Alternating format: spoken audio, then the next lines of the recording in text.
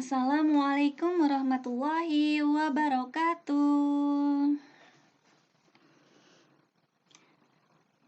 Perkenalkan, nama saya Ustazah Fatona yang mengampu menjadi guru PPKN. Begitu. Saya mau bertanya kepada kalian semua, bagaimana kabar kalian? Apakah sehat? Alhamdulillah kalau sehat. Dan sebelum pembelajaran dimulai, marilah kita berdoa terlebih dahulu agar pembelajaran kali ini bisa lancar dan mendapatkan ilmu yang bermanfaat. Allahumma amin. Berdoa dimulai. Berdoa selesai. Pastikan kalian sudah menyiapkan buku tulis, ballpoint. Untuk apa? Untuk mencatat materi yang penting. Oke, kita memasuki bab 2 yang kemarin sudah memasuki bab pertama, sekarang ke bab 2. Bab 2 apa sih judulnya? Bab 2 itu norma-norma dalam kehidupan bermasyarakat. Nah, kita hidup bermasyarakat bersama orang-orang yang mungkin awalnya belum kenal, sekarang bisa kenal satu sama yang lain. Nah, tujuan pembelajaran kali ini yang pertama yaitu menghargai norma-norma yang berlaku dalam kehidupan bermasyarakat dengan jujur sebagai anugerah Tuhan yang Maha Esa. Yang kedua, mematuhi norma-norma yang berlaku dalam kehidupan bermasyarakat untuk mewujudkan keadilan. Yang ketiga, memahami norma-norma yang berlaku dalam kehidupan bermasyarakat untuk mewujudkan keadilan. Yang terakhir, berperilaku sesuai norma-norma yang berlaku dalam kehidupan bermasyarakat untuk mewujudkan keadilan. Itu tujuan kita mempelajari tentang norma-norma. Lanjut, poin A. Norma yang berlaku dalam masyarakat. Norma dibuat berdasarkan nilai-nilai yang dijunjung oleh kelompok masyarakat dan menjadi perwujudan dari nilai-nilai yang dianut oleh sekelompok masyarakat tersebut. Nah, seperti di gambar ini. Apa nih gambarnya? Ada buletan, terus ada garis di tengah, ada rokok. Ayo apa? Iya, betul sekali, dilarang merokok. Kalau ada tulisan seperti ini di tempat misal di tempat apa itu, ya jangan merokok. Apalagi kita sebagai siswa atau siswi di pondok terpelajar, jangan sampai merokok. Naudzubillahi min dzalik, itu larangan Bapak Imam. Lanjut. Norma yang berlaku dalam masyarakat. Nah, macam-macam norma. Yang pertama ada norma agama, norma kesopanan, norma kesusilaan, norma hukum. Itu. Nah, yang pertama norma agama. Norma agama adalah aturan yang bersumber pada hukum agama atau kitab suci yang berasal dari Tuhan yang Maha Esa. Seperti itu. Yang kedua, oh ya, lupa. Sebelumnya norma agama, kita juga harus bisa menghargai agama lain. Kalau ada yang dari lingkungannya mungkin sampingnya ada agama Kristen, kita Islam. Jadi kita saling menghargai satu sama lain. Jangan sampai menjatuhkan ya agama satu dengan agama yang lain. Yang kedua yaitu norma kesusilaan. Norma kesusilaan adalah aturan-aturan hidup yang berkaitan dengan bisikan kalbu atau hati nurani. Seperti itu. Yang ketiga, norma kesopanan. Norma kesopanan apa tuh? Norma kesopanan itu aturan atau kaidah yang mengatur tingkah laku manusia yang bersumber dari tata kelakuan atau tata krama kebiasaan dalam bermasyarakat. Nah, contohnya bisa dilihat di gambar.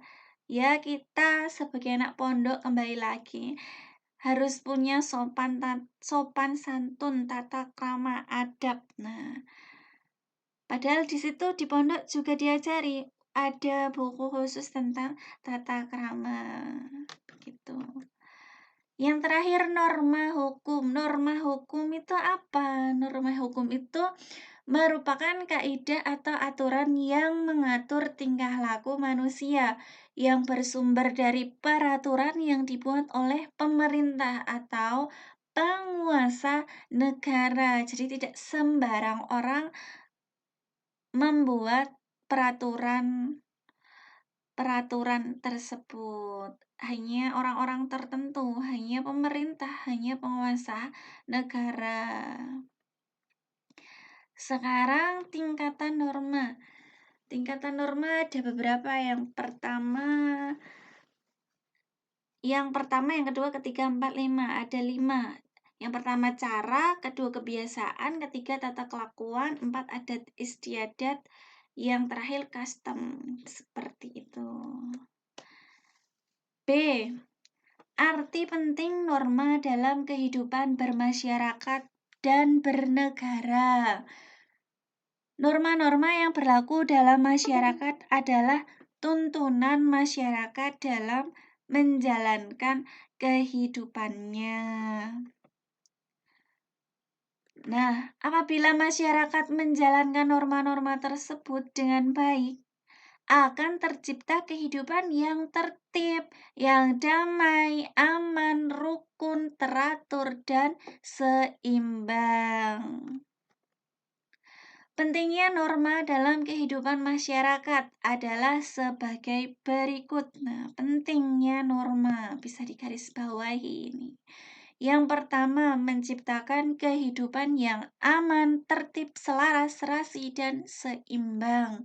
Yang kedua, menjadi penuntun atau pedoman bertingkah laku dalam masyarakat.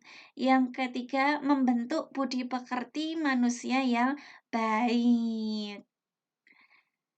Perilaku yang taat atau patuh, sadar hukum, dan memiliki akhlak mulia, akhlakul karimah. Nah, terus selanjutnya keempat, mengatur atau membatasi tingkah laku manusia dalam kehidupan bermasyarakat. Jadi hidup di masyarakat itu diatur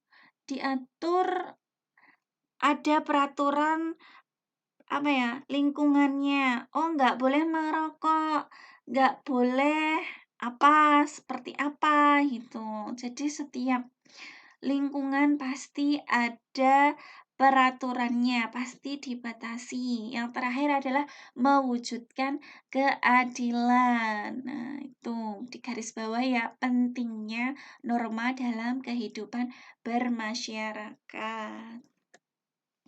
C. Perilaku yang sesuai dengan norma. Nah, perilaku apa yang sesuai dengan norma? Nah, ini mengimplementasikan norma yang ada dalam kehidupan sehari-hari. Tentunya akan membantu kita untuk mewujudkan kehidupan yang diinginkan. Lalu, perilaku sesuai norma yang dapat diwujudkan di lingkungan sekolah itu seperti apa? Nah, poin A, mematuhi tata tertib sekolah. Nah, mematuhi tata tertib sekolah dan pondok.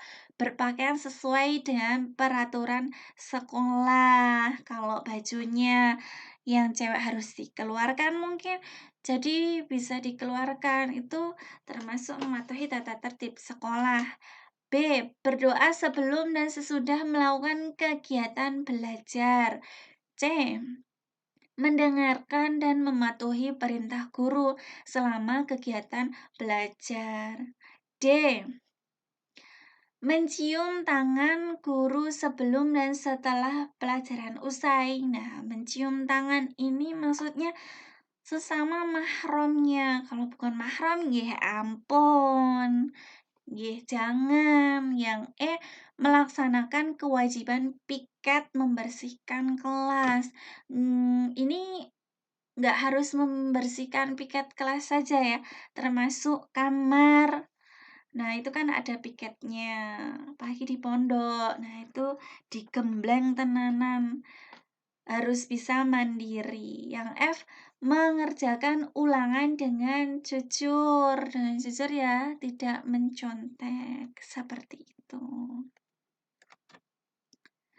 Perilaku sesuai norma yang diwujudkan di lingkungan rumah. Di lingkungan rumah itu seperti apa? Yang pertama, A. Menghormati orang tua. Nah, menghormati orang tua itu seperti kalau disuruh ibunya atau bapaknya apa ya, segera datang. Kalaupun nggak bisa ya, sebentar Bu, sebentar Bapak, mengkerien. Yang B, melakukan kewajiban sebagai umat beragama. Nah, umat beragama seperti kita contohnya Islam. Ya, sholat, puasa, seperti itu. Yang C, membantu mengerjakan pekerjaan rumah dengan ikhlas. Dengan ikhlas itu ya ridho, melakukan apa-apa tuh entengan. Yang D, menaati peraturan rumah yang telah disepakati oleh keluarga. Nah, mungkin ada ya suatu keluarga mempunyai peraturan rumah. Mungkin kalau pagi harus bangun jam segini, harus bangun ada subuh, nanti habis itu bersih-bersih rumah dan sebagainya. D. Menaati peraturan rumah yang telah disepakati oleh keluarga. Oh, sudah tadi. Yang E. Melakukan kegiatan sehari-hari tanpa melakukan kewajiban sebagai anggota keluarga. Kita itu apa sih? Kita sebagai anak. Ya, kita posisikan kita sebagai anak. Masa kita sebagai bapak? Ya, nggak mungkin lah kita itu diposisikan sebagai anak. Kalau posisinya sebagai anak ya membantu bapak, membantu ibu gitu. Bisa membantu adik atau kakak sapol kemampuannya masing-masing. Lanjut. Sekarang perilaku sesuai norma yang dapat diwujudkan di lingkungan masyarakat. Yang pertama, A. Mengucapkan permisi ketika melintasi orang yang lebih tua. Nah, permisi Pak, nderek nih, nyuwun sewu, badhe ajeng lewat, ngapunten, ngoten. Seperti itu. Punten. Lalu yang poin B, saling menghargai dan tolong menolong, menghargai sesama teman, semua yang ada di lingkungan kita bisa menghargai yang muda menghargai yang tua, begitu sebaliknya juga bisa, dan tolong menolong. Kita harus entengan sebagai jamaah, harus entengan. Amal soleh, kerja bakti di sini, amal soleh apa-apa harus entengan, nggak boleh grundel. Kalau grundel jatuhnya nggak dapat pahala, nggak dapat ganjaran. C. Berperilaku ramah dan menjaga tutur bahasa. Nah, menjaga tutur bahasa. Kalau bisanya bahasa Indonesia ya monggo pakai bahasa Indonesia. Kalau kita kan di Solo ya, kita ya udah pakai bahasa Jawa kalau emang nggak bisa pakai bahasa Indonesia yang sopan gitu. D. Bergaul dan memperlakukan orang lain dengan baik. Jangan saling menjatuhkan satu dengan yang satunya, apalagi di pondok. Jangan sampai seperti itu. Mematuhi keputusan bersama dan menghargai perjanjian yang telah dibuat bersama-sama. Selesai. Alhamdulillahi jazakumullahu khairan. Eh, sekian video pembelajaran dari Ustazah Fatonah. Bila Ustazah ada salah kata dari awal pembukaan sampai akhir, Ustazah minta maaf yang sebesar-besarnya. Akhiru qali hadza, wassalamualaikum warahmatullahi wabarakatuh.